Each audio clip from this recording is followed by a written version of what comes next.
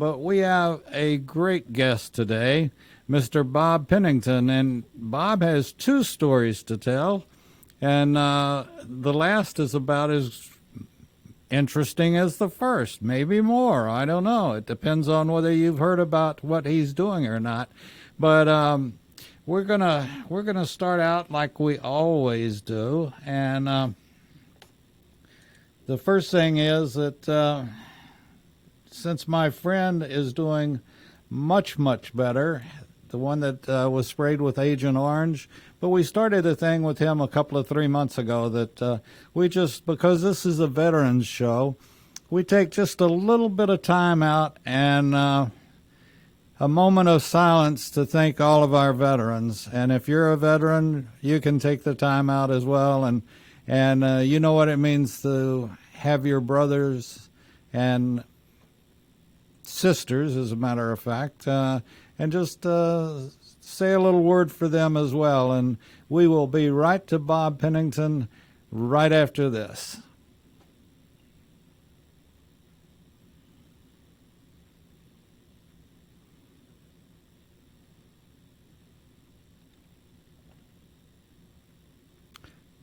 Thank you. And we always start the show, too, with one of these. You'll love it.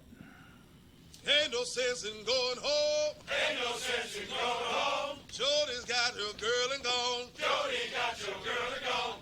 Ain't no sense in feeling blue. Ain't no sense in feeling blue. Jody got your sister too. Jody got your sister too. Sound off. 1, 2, Sound off. 3, 4. Break it on down. 1, 2, 3, 4. 1, 2, 3, 4. Hey, Sergeant Hardy. Hey, Sergeant Hardy. Okay, we know about those Jodies, and all of us have experienced a Jody that's gotten us that last couple of feet in that forced march or whatever it happened to be. And even with a smile on our face as our calves were tightening up and we had just another mile to go. So with that being said, welcome to America's Web Radio, Bob. Good morning. How are you doing? I'm not sure which Jody that was. On this end, I couldn't really hear it. It might have been probably better that I didn't hear it, to tell you the truth. Oh, no. But you, didn't you love Jody's back when you were in?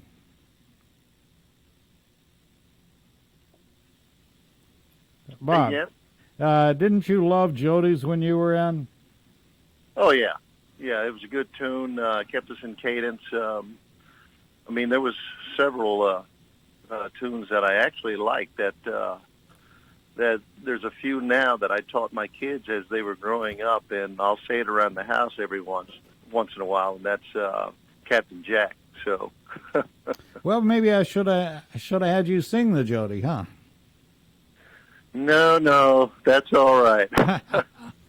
No, you know, I tell you, as this show has developed and progressed over many years, you know, and we started doing the Jodies and stuff, it's amazing how many people remember one that particularly stood out when they were more in basic and AIT than in after they had graduated from from basic and AIT. But anyway, you are a retired chief warrant officer, correct? 4. That is correct. That is correct. And you know, I want to jump right into it. And I told you that, you know, I was not going to throw you many hardball questions anyway. But explain, you know, when I first got in, or actually when I was in basic and AIT, I didn't see any warrant officers. And then as I went through AIT, at the end of AIT, all of a sudden, well, what's that? And it, as I recall, it was either black, gold, and black, or gold, black, and gold. Well, I can't remember what the insignia is for a warrant officer, but you know, I wasn't exposed to warrant officers in my guard unit, and then really wasn't exposed to them in my civil affairs unit, AR unit here in Atlanta. So why don't you explain, what are you folks? Well, for us, for all warrant officers, there are technical advisors, but in special forces, it's a little different. We're actually homegrown. Back in the Vietnam days, there was, of course, the 12-man detachment, and the detachment commander was a captain, and the assistant detachment commander was a lieutenant. Well, as we progressed through the years, we realized that, we couldn't pull from the Army ranks the young lieutenants, and they weren't groomed enough, whereas the captains were. So what we did is we took our NCOs within the teams and sent them to become warrants. And so they basically stayed in Special Forces, and they just moved over as warrants, and they became the assistant detachment commander. And then they progressed through the ranks as a company operations warrant. They could be an executive officer. And for me, I did something that few warrants ever do, and I commanded a company at the Special Warfare Training Group in Fort Bragg, North Carolina. So for us, it was a plus to homegrown our second in command.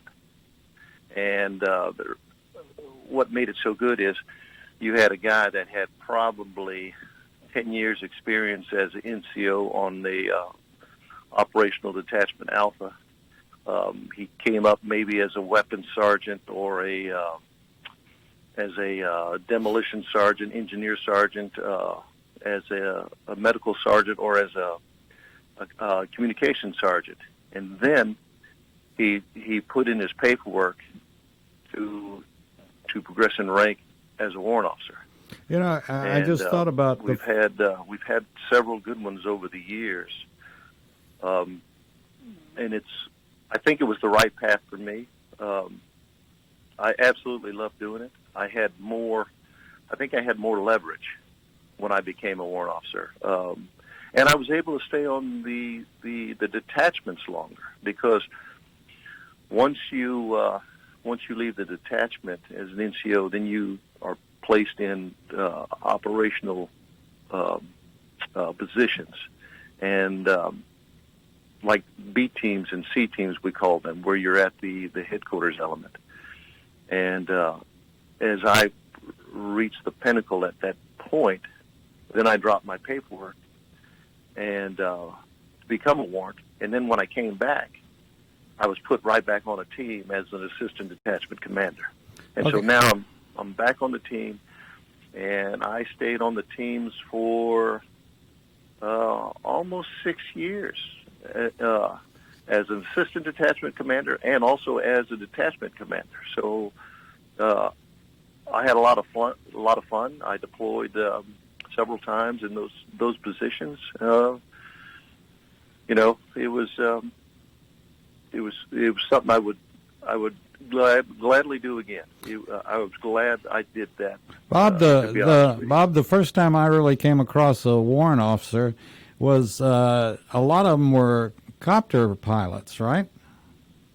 Yeah, there's a lot of most of them are aviation, in the aviation field. Then we have some in the MI field, and there's some in the I think there's some in the veterinarian field.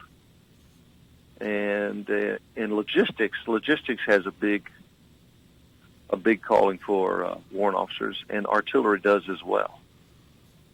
Interesting. I guess this was a need to be filled in Vietnam that hadn't been filled or needed before or overlooked before. Correct?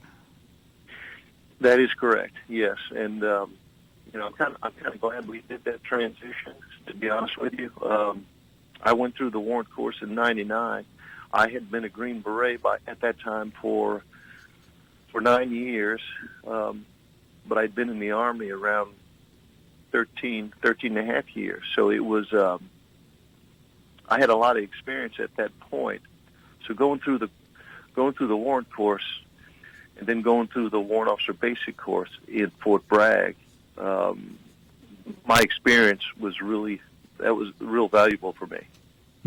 Now, why would, just curious, why the warrant as opposed to OCS?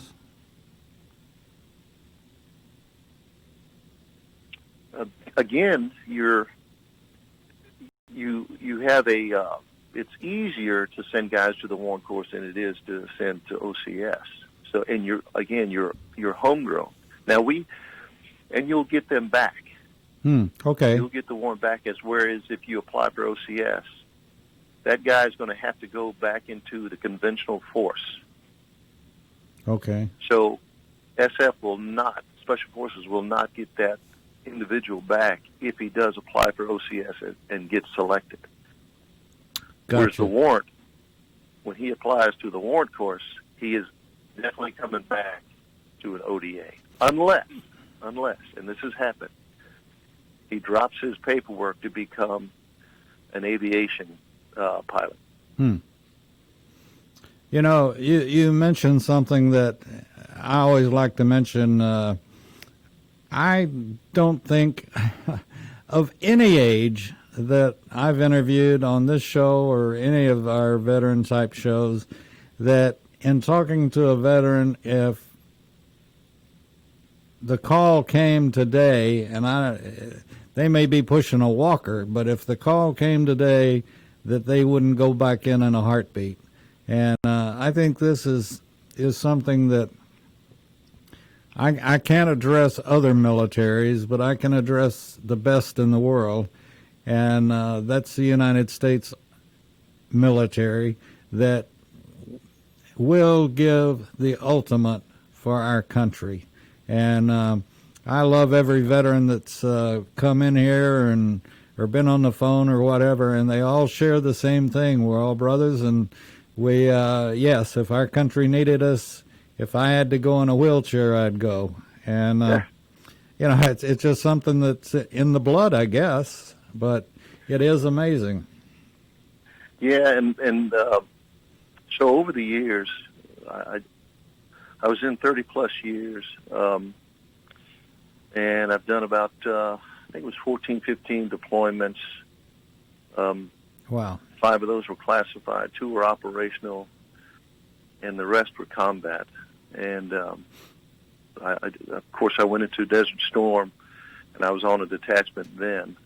What was your graduated basic from MOS? the Special Forces Qualification Course back in 1990, and then deployed into Saudi Arabia for Desert Shield, and then, of course, we launched into Desert Storm.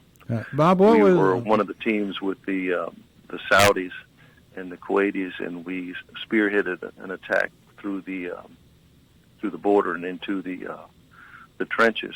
But and then, of course, I did the GWAT missions. I did the initial invasion into Afghanistan.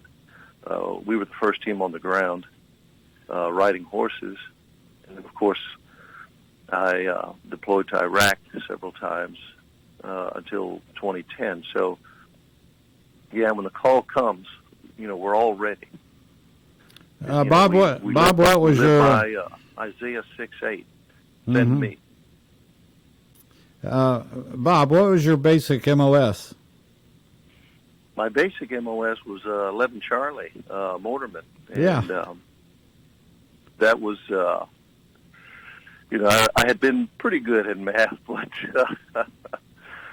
you know, I didn't realize how much math we used in that course, but it actually helped me when I became a weapons sergeant in Special Forces. So, but that was my initial MOS, and then of course I had several MOSs before I became a warrant officer. Where'd you do your basic? I did my basic in Fort Benning, Georgia. Oh, okay. And Yeah. jump school, and actually, Georgia. It's funny because I went through Harmony Church, which you know, I had people tell me, hey, if you want to do good basic training, you want to go to Harmony Church because, you know, the barracks are old. You're gonna be way outside of the fort,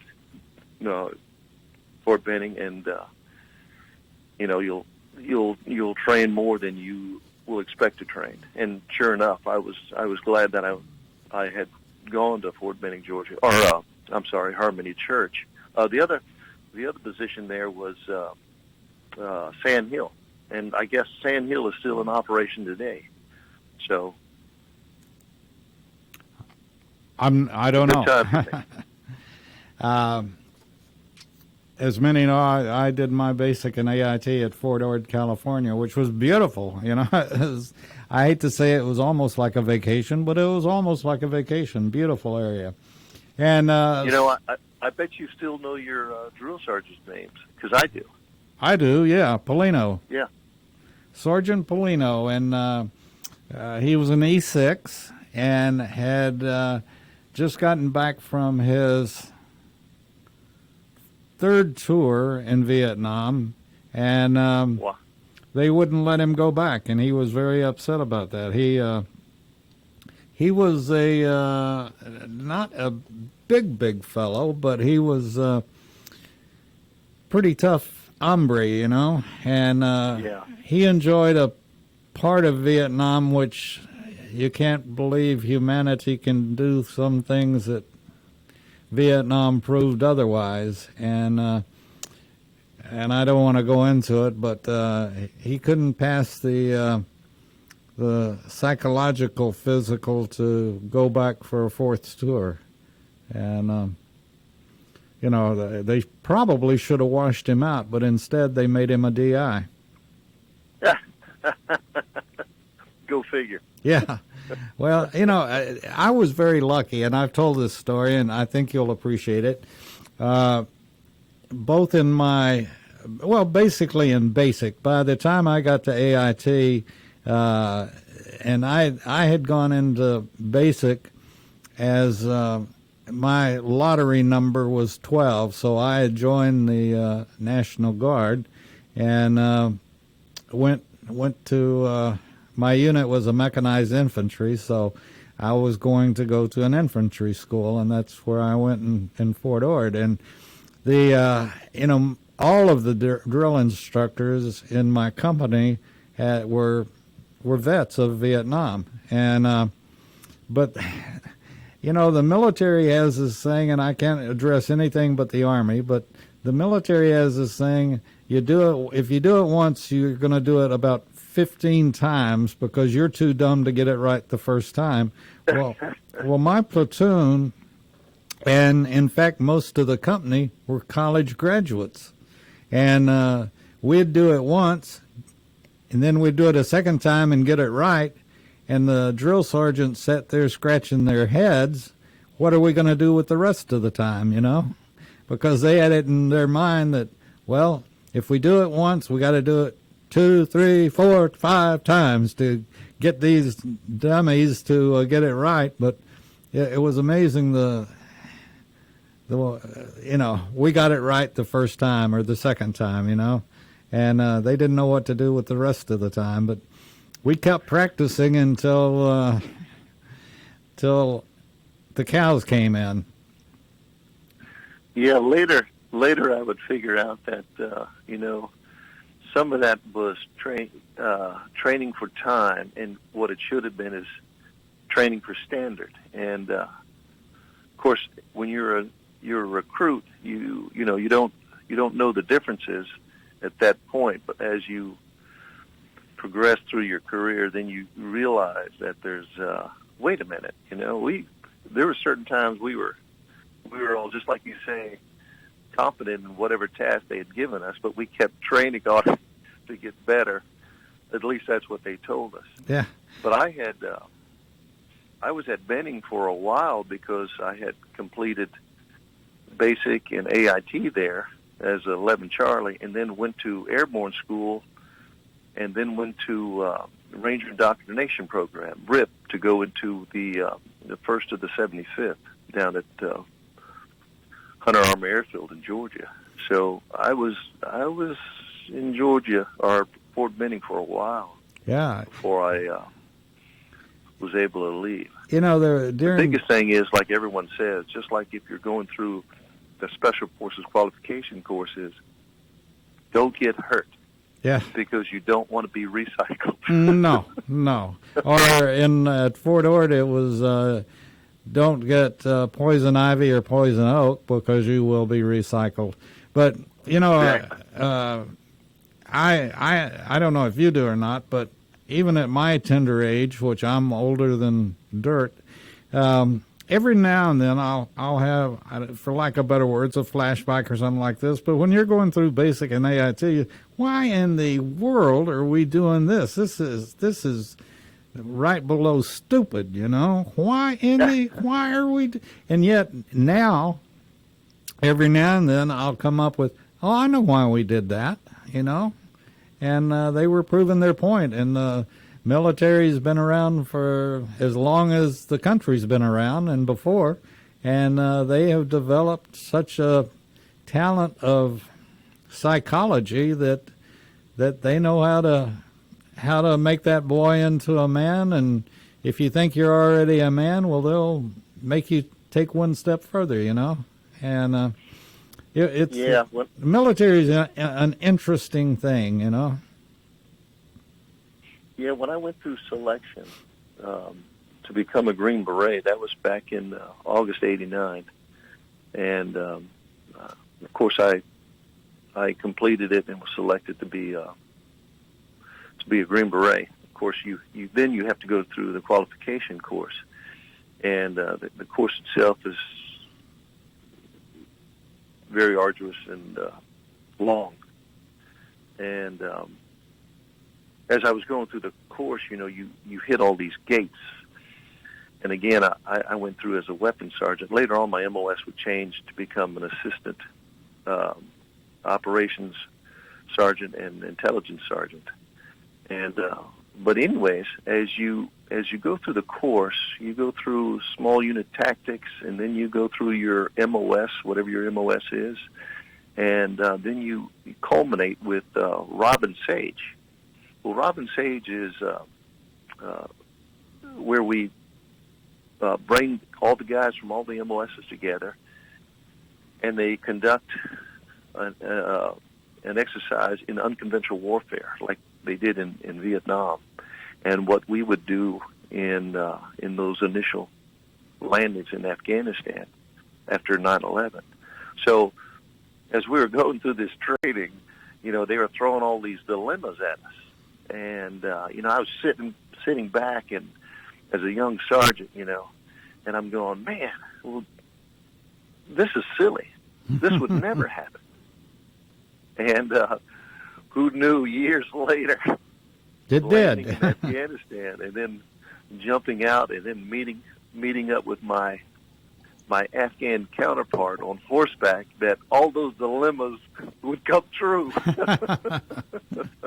Well, you know, one thing I want to point out here right quick, take a very, very short break, but we do this show for the honor and glory of the Georgia Military Veterans Hall of Fame, which I believe you're up for induction, and for valor, as a matter of fact. And I'm sorry that it had to be postponed this year because of the COVID, but I assume as soon as they set a date in 2021, you will be inducted, and I look forward to, hopefully I'll be there and get to applaud for Bob Pennington. But I want to mention that the Hall of Fame is in the Floyd building, right across the street from the capital of Georgia, and it is well worth going to if you're visiting or if you're a resident of Atlanta and never been to the Hall of Fame. It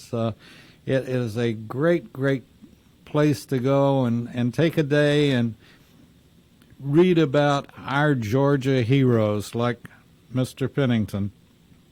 And we'll get into some of that in a few minutes. But it's just something that we like to promote. And also the J.C. Healing Wall in Johns Creek. It's the replica of the Vietnam Wall in Washington, D.C., and it now has a permanent home in Newtown Park in Johns Creek, Georgia. So the Georgia Military Veterans Hall of Fame. The director is a gentleman, Colonel retired Rick White, and I challenge anybody on this face to find a nicer guy than Rick White and a more astute and cooperative person you can't find, and he does one heck of a job with the Georgia Military Veterans Hall of Fame. So please go to it, and whoever you see there, say you heard about it on America's Web Radio. And we all also want to salute retired Colonel Pete Mecca, who does our A Veteran Story every Wednesday, and Pete does just one heck of a job. So if you're a veteran or you know a veteran and you want to really be entertained and sort of brought back to reality, listen to our veteran shows. They are great. Pete Mecca does a heck of a job. I had a hard time listening to his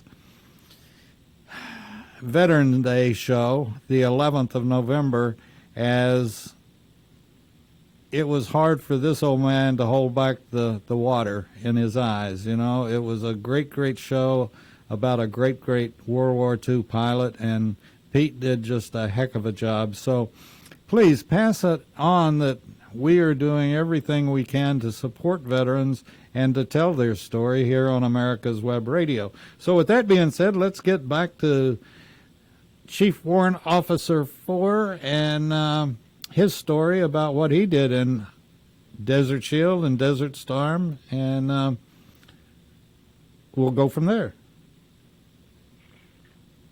Hey, David, I also have to tell you that I've been talking to Mr. White, and great guy, absolutely a fantastic guy. It's been a pleasure to get to know him, and it is an honor for me to be inducted in 2020, or I guess now 2021. I look forward to it. So does my family, and especially my wife and kids.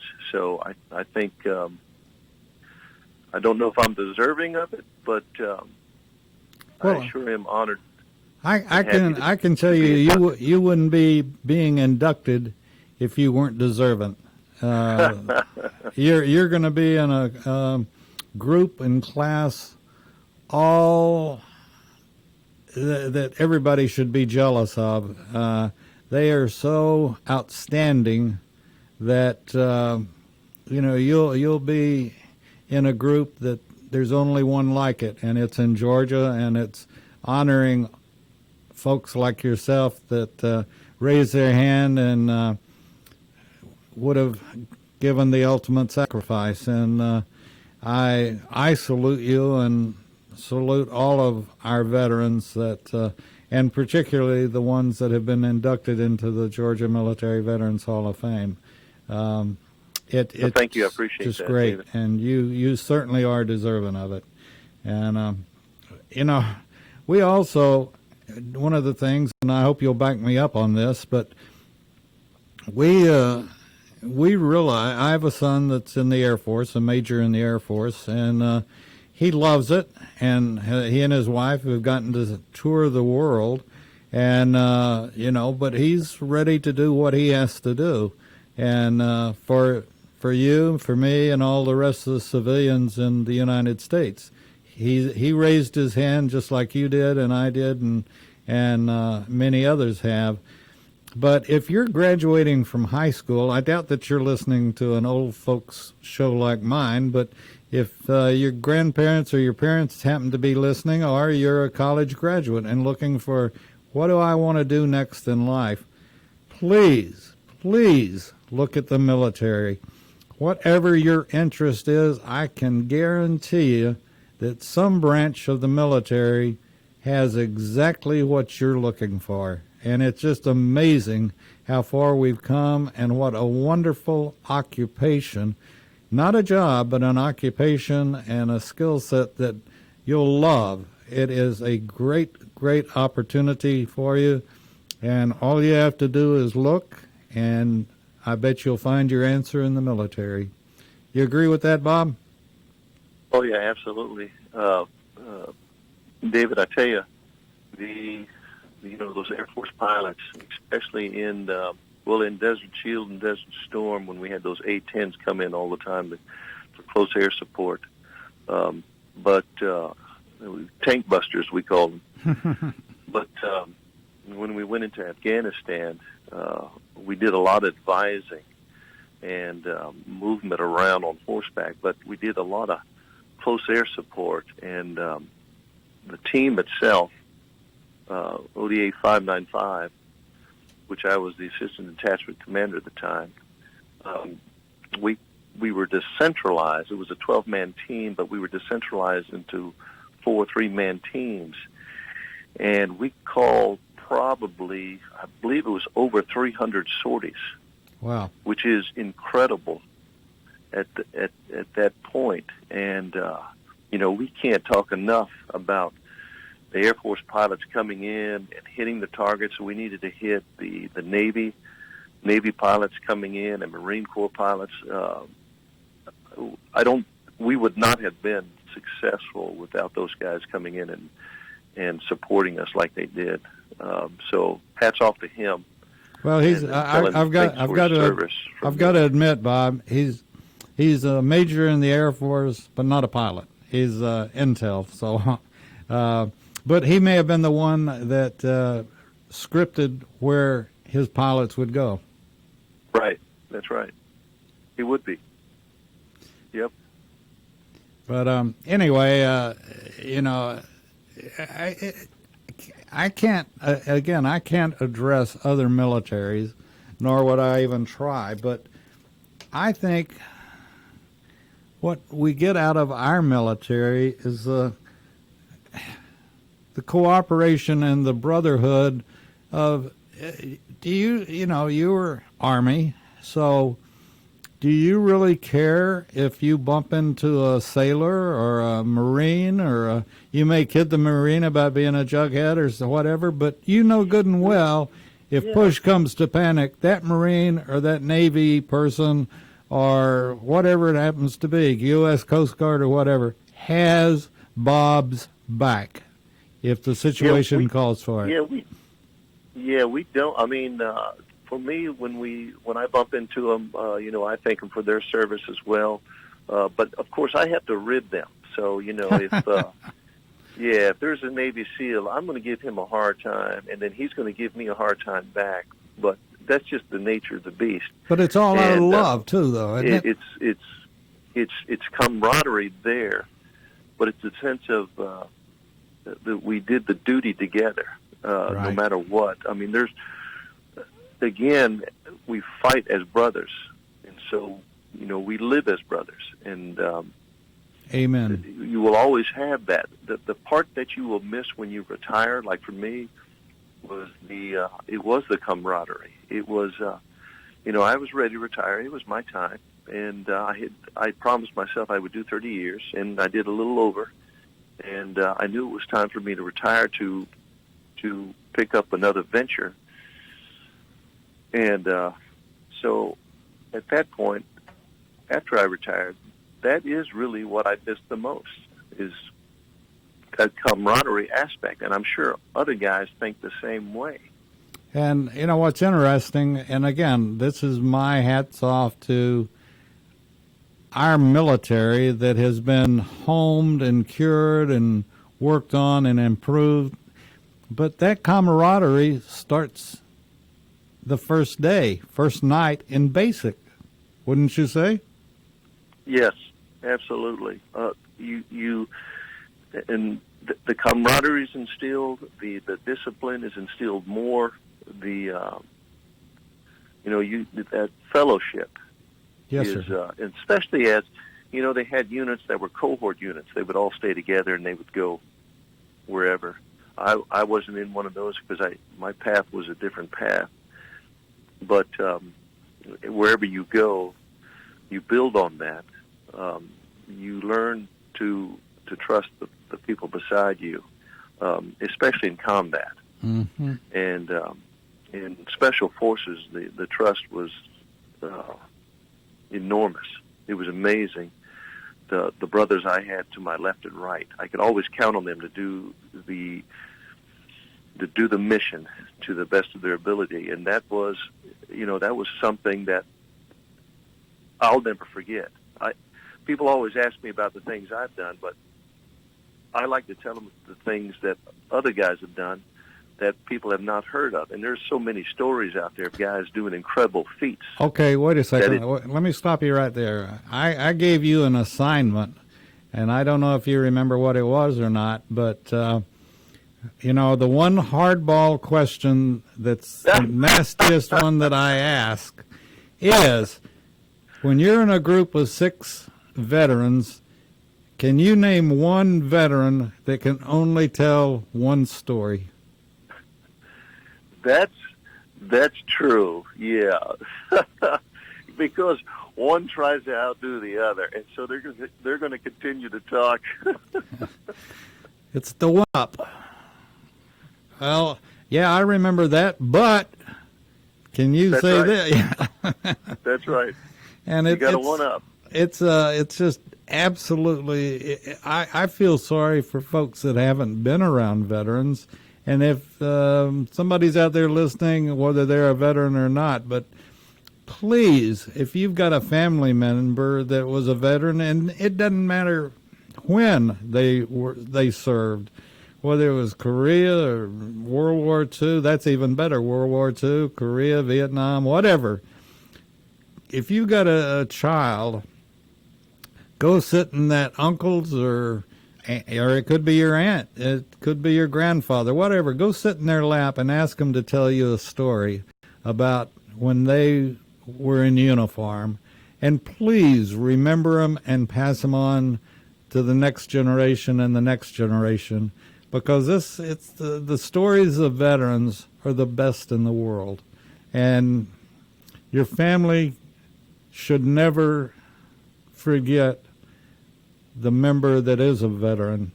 And we encourage everybody to get those stories, write them down. When Uncle Bob was in, or when Aunt Jane was in, or whatever, they did this and that, and they remember it. And so anyway, so you can't think of any vet that can tell just one story. That's pretty well. The problem is first you got to pull it out of them, and that's number one. And it just depends on who it is. Now, some will just come out of nowhere and just start talking, and yeah, we've had many of those. We've had many of those. The one thing that, again, there's 2 things that I've left out. One is that the military is the biggest fraternity and sorority in the world, and you'll make better friends, lifelong friends, and you'll always recognize a veteran. The other thing is that I always salute two groups. One is the conscientious objectors. When I went in, I was pretty down on them, and yet they turned out to be some of the biggest heroes of Vietnam, and that's because they wore that. They wouldn't carry a gun, but they'd carry that bag that had the Red Cross on it, and they would go anywhere to help someone that's a fallen buddy of theirs, a fallen friend. And those conscientious objectors played such a vital role. The other group that I always recognize on this and every show is the dust-off pilots. I can't say enough about them. They were absolutely incredible, and the nurses that flew dust-offs with them, with the pilots and stuff, my hat goes off to them and my heart goes out to them, and I hope they're in good health and maintaining their life, and they were just fantastic. Well, we utilized 160th for pushing our supplies at night over those mountains, and I tell you what, if we didn't get that supplies, we would not have made it. They were the guys who took us in Afghanistan and Iraq and several places. So, they they were always there. They did a fantastic job coming in at night, coming over the mountains. Pretty incredible, fantastic. You know, in my eyes. this is what, again, I'm all for the voluntary military. I think that because somebody volunteers, you get the cream of the crop, the best of the best in everything, because they want to be there. They're not forced, they want to be there. And you see, people do things that a person shouldn't be able to do, and they will sacrifice everything for the guy or the girl or woman sitting across from them, behind them, in front of them, whatever the case might be. And, you know, I scratch my head not many times. I haven't got much hair left, so I can't do that. But anyway, you know, I don't know the military and their psyche, how they work and get the best out of the best, and how they instill that, you know, like you said, no greater love than to lay down your life for a friend. And it's amazing. And the military is amazing. And you're amazing, Mr. Pennington. And I gotta mention. I appreciate it, though. Let's just talk quickly about what are you doing today. It sounds so interesting. I'd like to come check it out and make sure you're doing a good job. Yeah, you might want to. That's for sure. But after retirement, and actually, and another reason I retired is I had a couple of friends of mine come up to me, and they said, "Hey, we want to go into the whiskey business. Would you like to join us?" And I said, "Of course. Are you kidding me? Can I drink the whiskey?" Yeah, absolutely. Okay, let's do this. But it started out with John Coco. He was a veteran of Desert Storm, a captain, and he was also in the Ranger Battalion, 1st 75th Ranger Battalion, in the early days. And then Scotty Neal, who was in 5th Group with me, he was also one of the founders. He had worked in 1st Battalion and worked on the Commander's Extremist Force, so he did a lot of night work, going into buildings and taking hold of some of those Taliban leaders and Al Qaeda leaders. And then, of course, John Coco's wife, Elizabeth Coco. So we basically all got together, and myself and Mark Nuge, who was the detachment commander, joined up with them, and we created a bourbon called Horse Soldier Bourbon. And we started this over 6.5 years ago, almost 7 years ago. Launched about 2 years ago, and it's been doing real well. You know, when you get all these, that's the other piece of this, you get all these military guys, especially, you know, Green Berets, we tend to try to grab as much information as we can. We do as much training as we can in whatever adventure or corporation we're dealing with, to sharpen our skills, to hone our skills. And we came up with a bourbon that is, from the praises, magnificent, to say the least. Okay, Bob, I got to ask you one more hardball question. Have you ever seen, and I've known my share of Green Berets and Rangers and so forth, and a few SEALs thrown in just to keep the mix right, you know. But have you ever seen one of them that can just take one drink? That's pretty difficult too. Yeah. So, and here's the thing: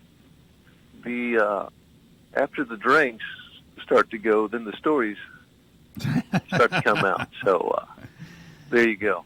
Well, would you describe your bourbon as sipping whiskey or sipping bourbon or drinking bourbon? This is sipping bourbon, is what it is. It's a the first one we came out with was a wheated bourbon, so you get the sweetness to it. And we do a small batch, which is down at about 95 proof, and then we do a barrel strength.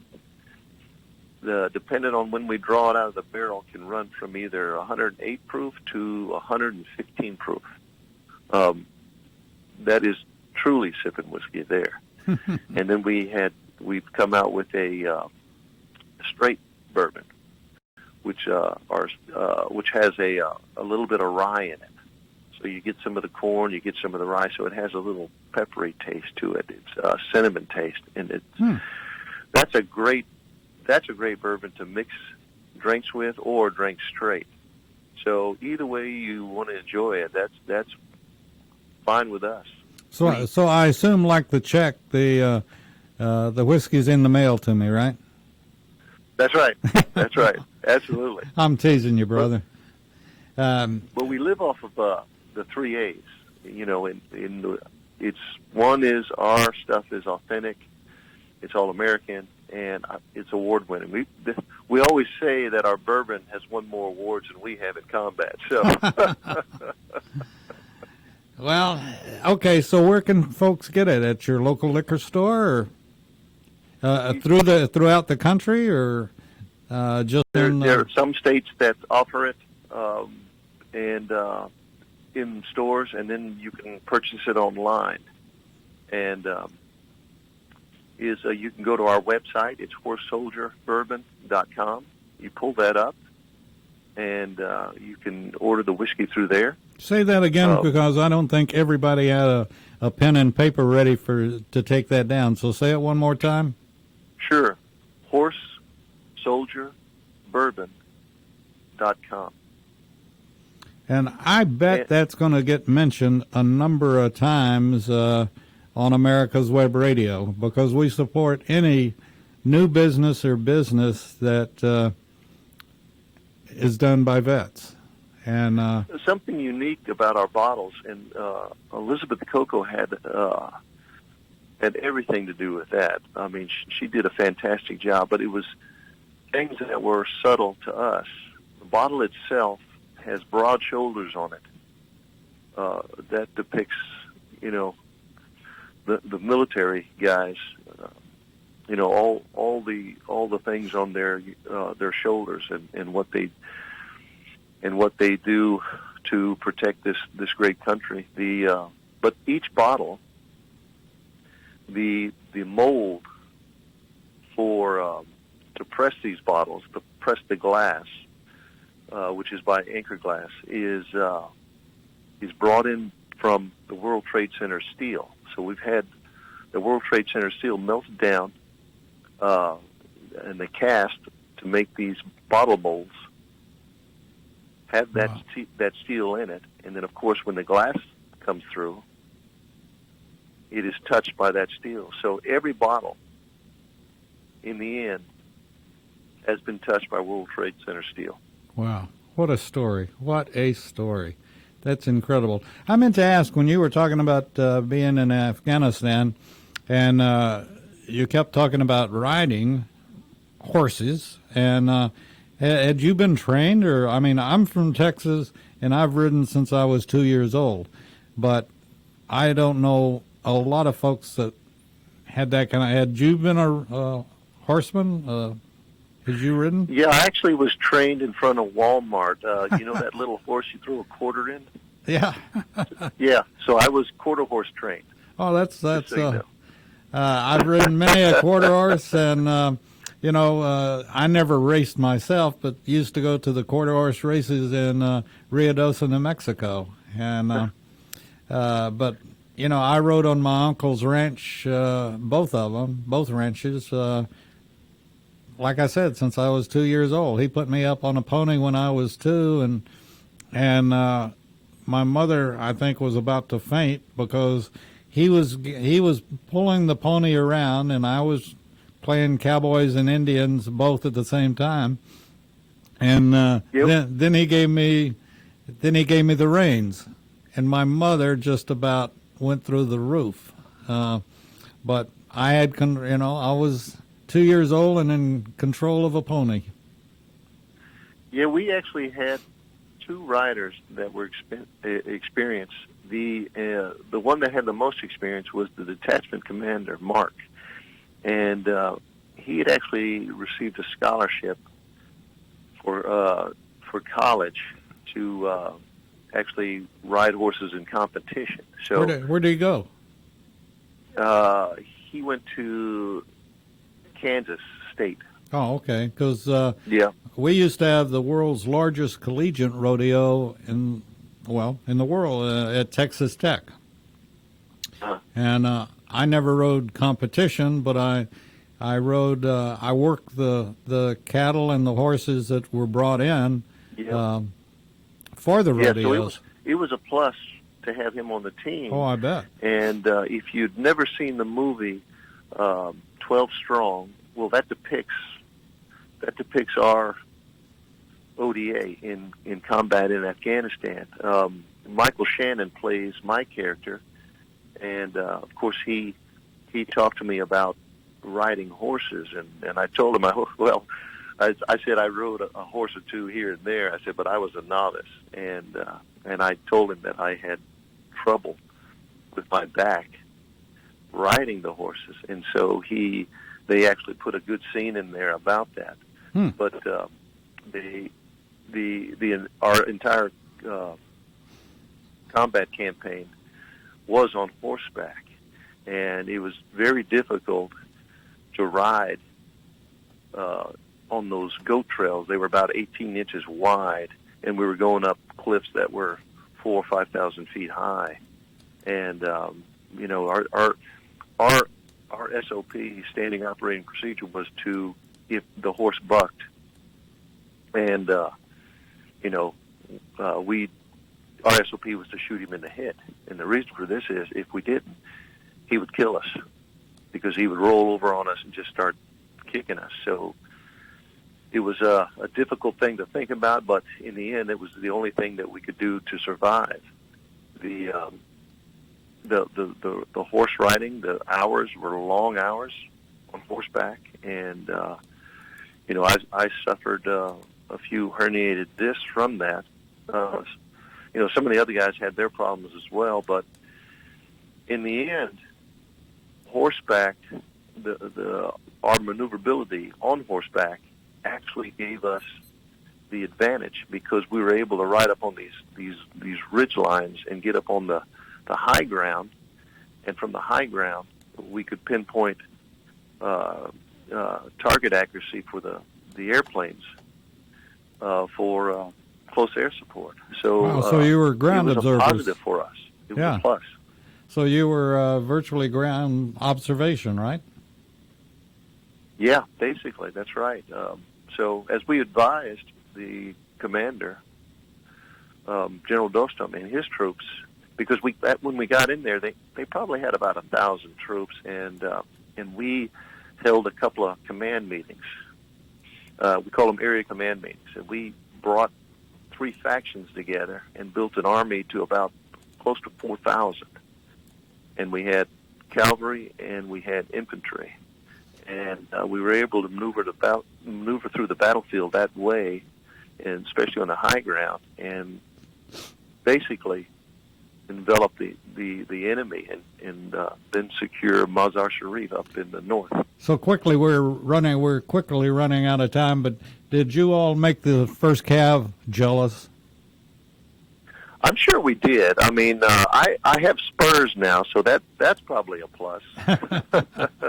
Well, with that being said, we've got to thank Chief Warrant Officer Bob Pennington for coming on and being with us. I want to thank our great friend Rick White, Colonel Rick White, retired.